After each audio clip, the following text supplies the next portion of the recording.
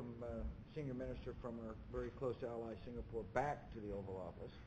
Gosh, I think we must have met, seems like a half a dozen at least times since I've been the President.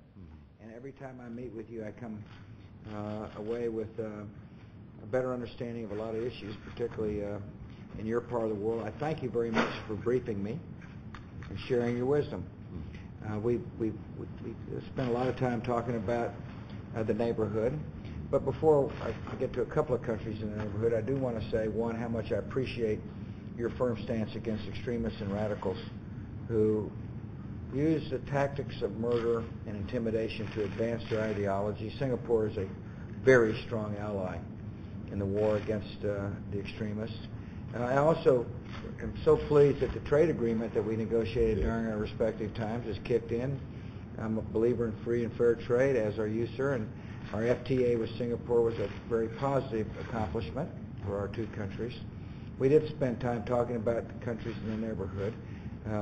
We spent time on Burma and the need for the military regime there to understand that they shouldn't fear the voices of people, and yet they do. I'm disappointed with the progress made to date there, and would urge the military leadership there to open up and respond to the will of the people. And the other issue was China and its relations with Tibet.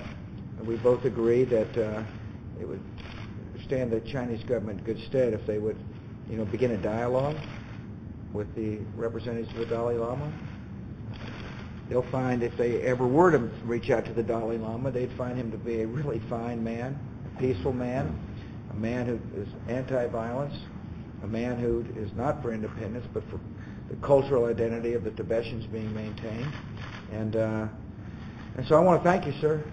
You've got good knowledge, and you've had a lot of experience, and you're kind to share it with me. Well, thank you very much, President, for welcoming me back to Oval Office. It's a joy coming back here and to see you.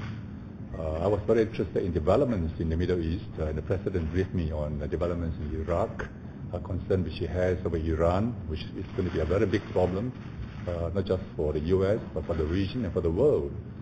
Then President was interested in developments in Asia, so I was able to add some value to his knowledge on Southeast Asia and on Asia. On Tibet, I agree with the President that the way forward will be for the Chinese leaders to talk to some representatives of the Dalai Lama, and better still, if they can, to talk directly to the Dalai Lama. I think that's the only way for them to contain this problem. For Myanmar, I told the President that whilst the army is the problem, the army has been part of the solution. Without the army playing a part in solving problems in Myanmar, there will be no solution. So these are the issues which we discussed. And of course, I emphasize the importance of keeping the world having this free trade regime. The Doha round should be encouraged to move forward. It's moving too slowly, but it should move forward.